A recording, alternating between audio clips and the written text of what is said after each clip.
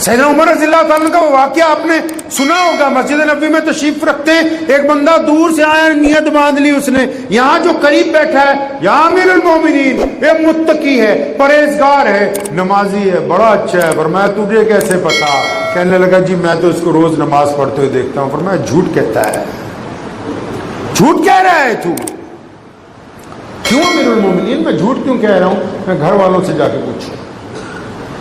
ماں باپ اگر کہتے ہیں یہ اچھا ہے تو اچھا ہے، ماں باپ کہتے کہ بدتمیز ہے تو یہ بدتمیز ہے، پڑوسی کہیں کہ یہ اچھا ہے تو یہ اچھا ہے، پڑوسی کہیں کہ غنڈہ ہے تو غنڈہ ہے، یار دوست کہیں کہ وفادار ہے تو یہ وفادار ہے، اگر یار دوست کہتے ہیں کہ بے ایمان ہے تو پھر یہ بے ایمان ہے۔ عوام اور عبادات اس بات کو طے نہیں کر سکتی۔ آپ سے گفتگو کے دوران یہ بات آئی تھی کہ اسلام میں دو چیزیں، اسلام کے دو حصے، پہلا حصہ اسلام کا وہ آفاقی مقصد ہے جو نبی علیہ السلام نے کائنات کے سامنے رکھا ہے، دوسری بات نبی علیہ السلام کو اس مقصد کے حصول کے لیے اللہ تعالیٰ نے جو چیزیں دی ہیں، جو اسلام کی ضرورتیں ہیں، فرض ہیں، لیکن ان فرض کا انکار کبھی نہیں کیا جا سکتا، لیکن وہ ضرورتیں ہیں، اگر وہ ضرورتیں اپنے مقصد تک آپ کو نہیں لے کے جا رہی تو اس کا مقصد آپ وہ ضرورتیں جو ہیں صحیح طرح ادا نہیں کر رہے ہیں۔ اس بات کو بالکل سمجھنا ہوگا مبلغین کو، نماز ہمارا مقصد نہیں ہے، ہماری ضرورت ہے، فرض ہے، ضرورت ہے۔ پڑھیے قرآن، قرآن پاک نے متعدد جگہ نماز کی فرضیت کی وجہ تسمیہ بیان کی۔ اچھے اچھے سے پوچھو نماز کیوں پڑھتے ہیں؟ آگے اگر پوچھنے لگیں گے بہت کم لوگ شاید نکلیں گے۔ نماز کیوں پڑھتے ہیں؟ یہ اللہ کا حکم ہے۔ نماز کیوں پڑھتے ہیں؟ رسول اللہ کی آنکھوں کی ٹھنڈک ہے۔ نماز کیوں پڑھ رہے ہیں؟ بس اللہ کو راضی کرنے کے لیے پڑھ رہے ہیں۔ قرآن پاک نے کہا نماز اس لیے تم پر فرض کر دی گئی تاکہ گندی باتیں کرنی چھوڑ دو، بری عادتیں چھوڑ دو اور اچھی باتیں کرنے لگو۔ پڑھیے قرآن پاک کو، اس نے وجہ تسمیہ بیان کی ہے نماز کی۔ اور یہاں آپ پورے ملک میں جائیے، پوچھیں مسلمانوں سے نماز کیوں پڑھتے ہیں، مجھے پتہ ہی نہیں۔ نماز کیوں پڑھتے ہیں؟ اللہ کو راضی کرنے کے لیے۔ ارے تمہاری بات درست ہے لیکن مقصد کہاں ہے اس میں؟ نبی علیہ السلام کو ضرورت تھی ایسے لوگوں کی جو اس پیغام کو، اس آفاقی پیغام کو کہ ہم اللہ اور اس کے رسول کی اطاعت کر کے دنیا کو چھاتی سے لگانے آئے، غریبوں سے محبت کرنے آئے، ظالم کا جواب دینے کے لیے آئے، ہم لوگوں کی غربت مٹانے کے لیے آئے، ہم زکات کا نظام قائم کرنے کے لیے آئے، ہم ماں باپ کو احترام دینے آئے، ہم بھائیوں سے وفاداری کا اعلان کرتے ہیں، ہم دوستیاں قبر تک نبھانے کے لیے آئے۔ اس بڑے مقصد کے حصول کے لیے نبی علیہ السلام کو ضرورت تھی اچھے لوگوں کی، تو میرے رب نے کہا کہ میں آپ کو نماز دے رہا ہوں، روزہ دے رہا ہوں، حج دے رہا ہوں، زکات دے رہا ہوں، نیک اعمال دے رہا ہوں، کیونکہ آپ کی امت اس کام کو اگر کرے گی تو اس مقصد تک پہنچ جائے گی جو آپ چاہتے ہیں۔ اس کام کو اگر کریں گے اس مقصد تک پہنچ جائیں گے۔ اب نماز کا مقصد پتہ ہی نہیں آدھی دنیا کو۔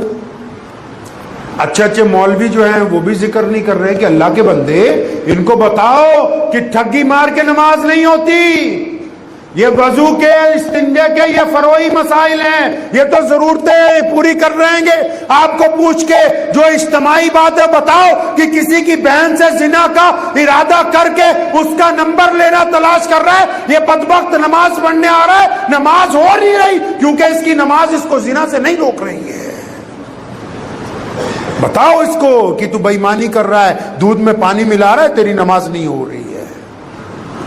اس کو پتا ہونا چاہیے کہ تو دکھاوے کے لیے، یہاں تک شریعت نے حکم دیا کہ آپ نماز اگر پڑھ رہے تنہا، اور تنہا پڑھتے پڑھتے کوئی اور صاحب مسجد میں آئے، اب اس کو دکھانے کے لیے آپ سجدے کی تسبیح کو لمبا کرتے جا رہے ہو، دل میں یہ خیال ہے کہ حضرت جی دیکھ لے کہ لمبے سجدے کرتا ہے، تو یہ سجدہ حرام ہے، کیونکہ سجدہ صرف اللہ کے لیے ہے، میرے رب کی شان بلند کرنے کے لیے ہے۔ جب اس میں مخلوق کی رضا شامل ہو جائے گی تو یہ سجدہ نہیں رہا ہے۔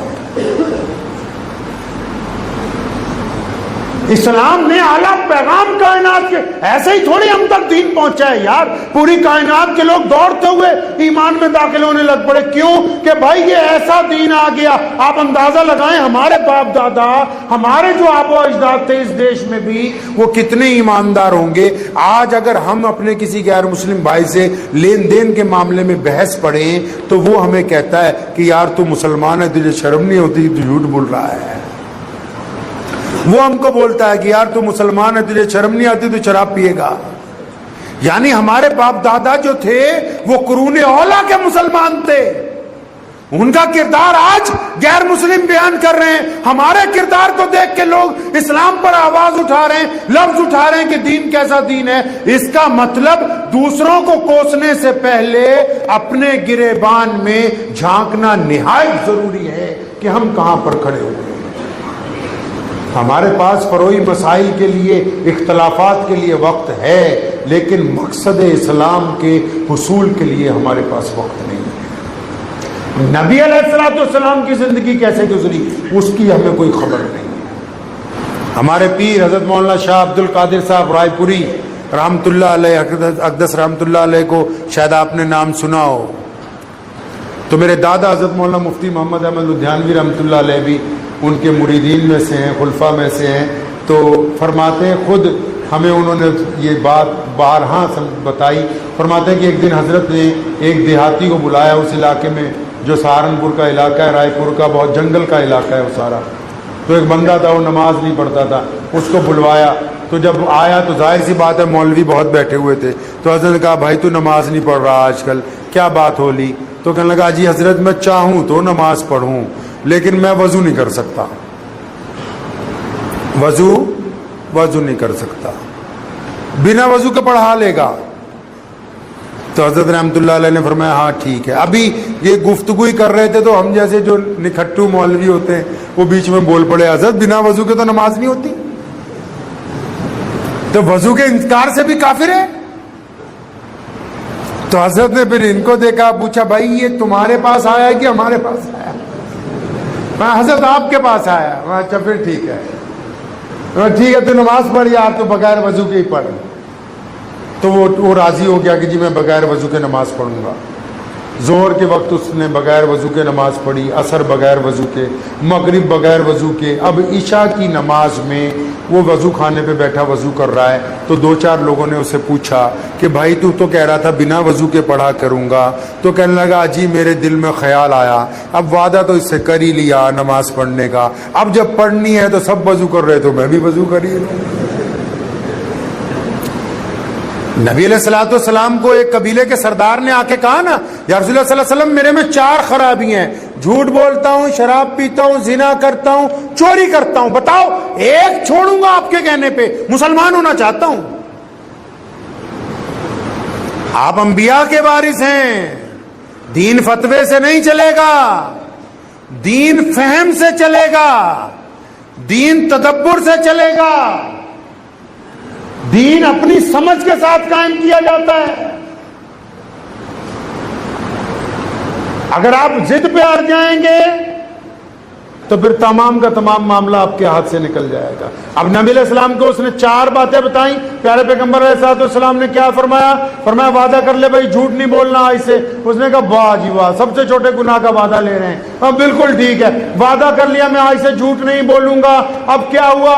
جب وعدہ کر کے نکلا، چوری کا موقع سب سے پہلے دستیاب ہوا. پرانے دور میں سواریوں سے سامان گر جاتا تھا، لوگ اٹھا لیتے تھے. اٹھانے لگا تو دل میں خیال آیا کہ پیارے پیغمبر علیہ السلام نے اگر مجلس میں پوچھا چوری تو نہیں کی تھی تو میں اتنے لوگوں کے سامنے کہوں گا کہ میں اتنا بڑا سردار ہوں اور میں نے چوری کی ہے؟ میں نہیں چوری کر سکتا. یہ دین کا فہم ہے، تدبر ہے. یہ بیماری کی جڑ کو پکڑا. کائنات کے سامنے بھی یہ نہیں کہا کہ روٹی بانٹو، کپڑے بانٹو، لباس بانٹو، گھر بانٹو. فرمایا نہیں، میرے صحابہ عزت بانٹنی ہے سب کو. ہم نے